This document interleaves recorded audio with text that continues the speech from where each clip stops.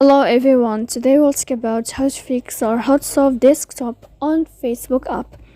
To know how to fix or how to solve desktop on Facebook app, you should just go to settings. After that, you can click apps, default apps, app settings. Here you can click on Facebook and you can click. Then this page of app info, you will enter to first stop and you can click OK. Here we'll enter to storage. Then you can click clear cache.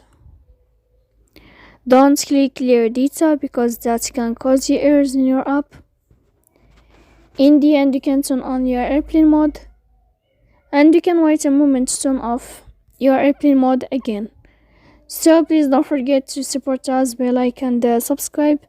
See you next time in another video.